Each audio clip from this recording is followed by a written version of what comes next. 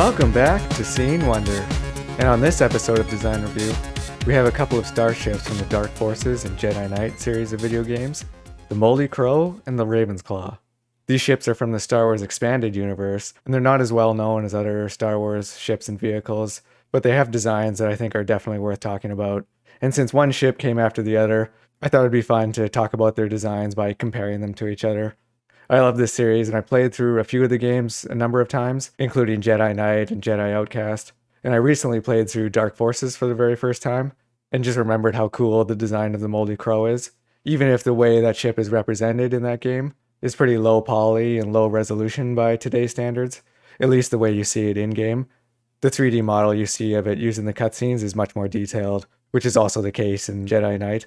And it's actually really interesting going back in time and looking at a low poly 3D model of a design you're familiar with. It's like you're seeing a more pure form of this ship, where you can really clearly see the overall shape and proportions, both of which are really nice for this ship.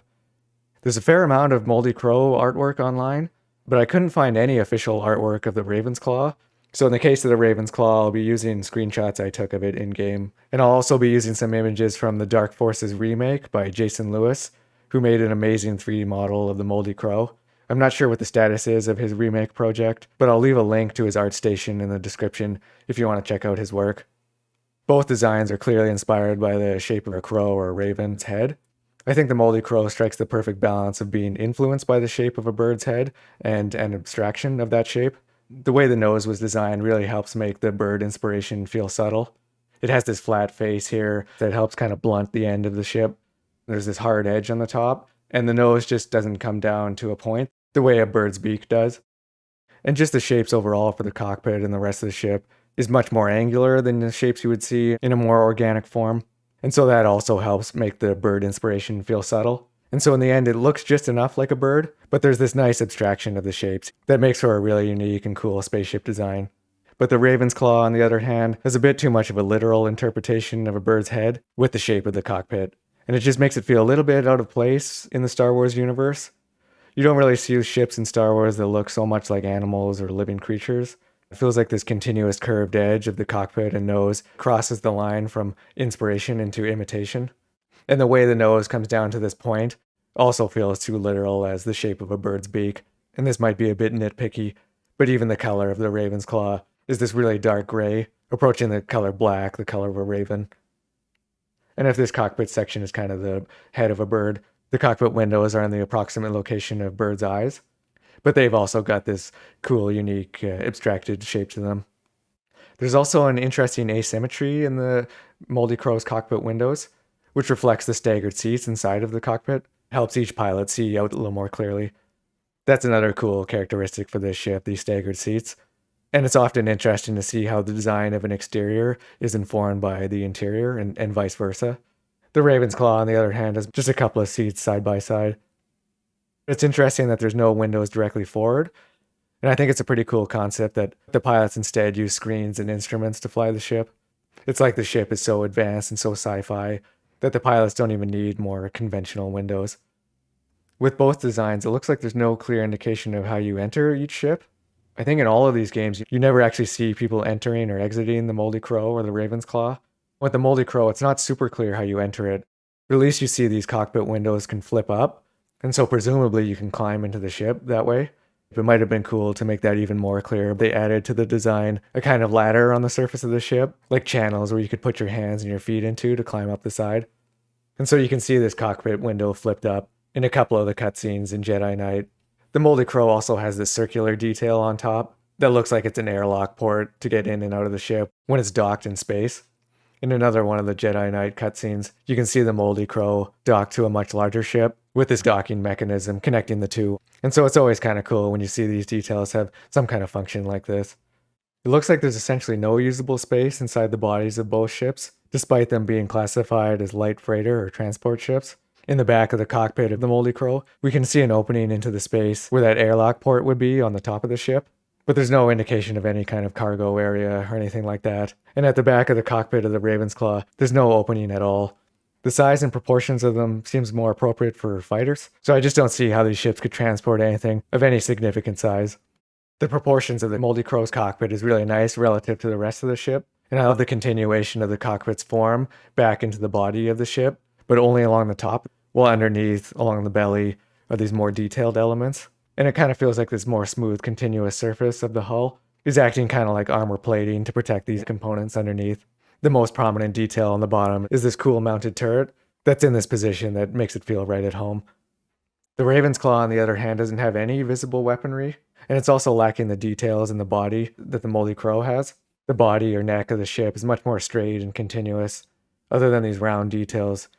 But I do think the Raven's Claw does have a pretty cool concept of a cockpit strapped to these two giant engines. The shape and the design of these engines feels like it's very much inspired by pod racer engines seen in The Phantom Menace. We first see the Raven's Claw in Jedi Outcast, which was released only a few years after The Phantom Menace. So I think it's safe to say these engines were inspired by pod racers. But this kind of engine made a bit more sense on the surface of a planet with an atmosphere. They look and feel more like modern jet engines. So in Star Wars, they kind of feel more like retro sci-fi, while the Moldy Crow engines definitely feel a lot more futuristic than those of the Raven's Claw. I don't know how they work, but they look awesome. And to me, it just feels like they fit better in the Star Wars universe. I like how the engines of the Moldy Crow introduce some curvature to the ship's design. It adds some nice variety to the angular shapes that we're seeing for most of the ship. We also see these densely packed fins or grills. They're these repeating forms that we're not just seeing in the wings and the engines, but also in other parts of the ship, helping create the design language for this ship. And seeing the Moldy Crow and the design of these engines from the back also just looks super cool from this angle.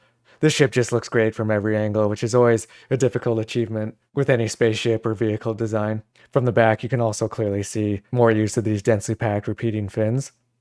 The shape of the Moldy Crow's wings is really great, and I like how the vertical wings have a different design than the horizontal wings. And like so much of the rest of this ship, the size and the proportions of the wings just feels really nice next to the body and the cockpit. And the position of the wings is really interesting. They're at these angles that are subtle, but it makes it much more visually pleasing than if these wings were straight flat horizontally or straight up and down. It's also really interesting how the horizontal wings don't point straight forward, but instead they point slightly outward from the body of the ship. Again, it's a subtle tweaking of the angles, but it makes for something that's more visually appealing this way, even if it might not totally make sense that the engines don't point straight backwards, but that doesn't matter. The Raven's Claw also has wings, but they're treated completely differently from those of the Moldy Crow. They're these much smaller wings that are attached to the sides of the engines. Looks like they might be there for stabilization, but they don't feel very substantial, and it feels like they could break off pretty easily. Kind of feels like something that was tacked on, and maybe not all that well integrated with the rest of the design. They just look like they don't serve all that much of a purpose. And to me, these wings look a little bit like claws sticking out from a bird of prey, but I'm always seeing weird things like that in designs. And this piece connecting the body to the engines feels a little bit wing-like, but it also feels a little too thin and not that substantial, especially given the size of these engines. It feels like if this ship accelerated suddenly, the engines might just break right off and fly away. And at the back of the Raven's Claw, in between the engines, it's got this tailpiece, which has this shape that's not the most inspiring. It feels like they could have done something a little more interesting here. Another thing to note with these ships is how they differ when they've landed. The Raven's Claw has this retractable skid landing gear, similar to what's seen in an X-Wing, while the Moldy Crow doesn't have any landing gear at all. That might seem like a bit of an oversight with the Moldy Crow's design, but I actually think it's cool it's always hovering when it's in a landed position. It's another thing that makes the Moldy Crow feel futuristic, maybe even a little bit too futuristic for the Star Wars universe. While both ships are cool, I definitely prefer the Moldy Crow. It's just such a great spaceship design, and a really cool part of Star Wars, even though it feels a little bit like it's been forgotten about and left behind in the Star Wars expanded universe. I hope it doesn't seem like I'm trashing the Raven's Claw, because I do like the concept of it, but it's not the fairest comparison between these two ships. There are so many great Star Wars spaceship designs, but I definitely think the Moldy Crow holds its own among some of the best of them. I hope you enjoyed this look at the Raven's Claw and the Moldy Crow, and we'll see you next time on Seeing Wonder.